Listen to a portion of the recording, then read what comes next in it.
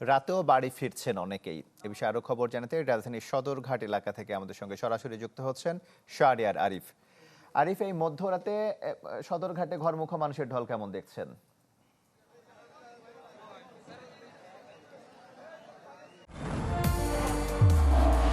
নির্মাণে number one Shah cement. তমাল, আপনি ঠিকই বলেছেন যে মধ্যরাতে কিন্তু সদরঘাটের যে আমি এখন দাঁড়ানো আছি 21 নম্বর পল্টনে, যেখানে দেখা যাচ্ছে যে এখানকার লঞ্চগুলো কিন্তু মানুষে ভরপুর। শুধু তাই নয়, এখানকার যে পল্টন দিয়ে মানুষের যে ভিড় সেটি কিন্তু ব্যাপক। আসলে এই ধরনের এত মানুষের ভিড় কিন্তু এই সদরঘাটের যে টার্মিনালটি রয়েছে সচরাচর দুটি ঈদ ছাড়া, অর্থাৎ রোজার ঈদ এবং কুরবানির ঈদ ছাড়া কিন্তু এমন মানুষের আনাগোনা এখানে হয় না, যেটি আসলে এবার হয়েছে। মানুষের মধ্যে আসলে ব্যাপক উৎসাহ উদ্দীপনা নিয়ে কিন্তু মানুষ বাড়ি ফিরছেন তাদের যে ভোট দেওয়ার, তাদের যে ভোটাধিকার প্রয়োগ করা, সেই ভোটাধিকার প্রয়োগ করার জন্য।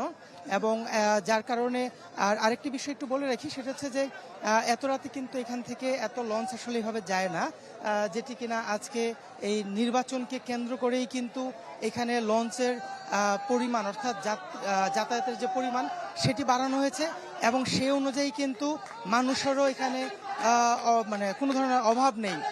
আর আরেকটি বিষয় একটু জানিয়ে রাখি আপনাকে, আপনার মাধ্যমে আমাদের দর্শকদের, তমাল, সেটি হচ্ছে যে এখানকার নিরাপত্তার বিষয়টি কিন্তু সারাদিনই আসলে খুব বেশি নজরদারিতে বা শৃঙ্খলার জন্য যে প্রশাসনের লোকজন দরকার ছিল কিংবা আইন শৃঙ্খলা বাহিনীর সদস্য দরকার ছিল, সেই অনুযায়ী কিন্তু ছিল না, যার কারণে এখানকার মানুষকে কিন্তু অনেক বেশি ভোগান্তিও পোহাতে হয়েছে বলে এখানকার যারা ছিলেন তারা জানিয়েছেন। এবং এখানে মানুষ যারা ছিলেন, যারা স্বেচ্ছাশ্রমের ভিত্তিতে আসলে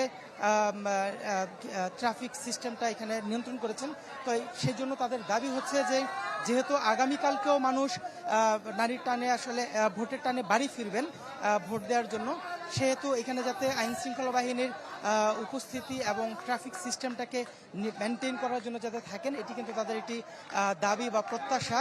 আর একই সাথে মানুষের এই যে মানে এই বাড়ি যাওয়ার যে গমন বা এখানে যে উপস্থিতি, সেটি কিন্তু আসলে নির্বিঘ্নে আসলে এটি প্রমাণ করে যে মানুষের দীর্ঘদিন তাদের আসলে ভোট দেওয়ার যে অধিকার ছিল না কিংবা ভোটাধিকার প্রয়োগের সুযোগ ছিল না, যেটি তারা অনেক দিন পর পাচ্ছেন। আর এই কারণেই কিন্তু এবছর মানুষের এত হারে যাওয়ার প্রবণতা বাড়িতে। এবং তাদের এখানকার যারা এই পথ দিয়ে যারা বাড়ি যাচ্ছেন তাদের অনেকের সাথে আমি কথা বলেছি, তারা সেটিই জানিয়েছেন যে তারা আসলে দীর্ঘদিন পর তাদের ভোটাধিকার প্রয়োগ করার সুযোগ পেয়েছেন, আর এই জন্যই মানুষের আসলে এই ভিড়। তমাল, আসলে এই ছিল আমার কাছে এখনকার মতো সর্বশেষ তথ্য সদরঘাট লঞ্চ টার্মিনাল থেকে। আরিফ, আপনাকে ধন্যবাদ।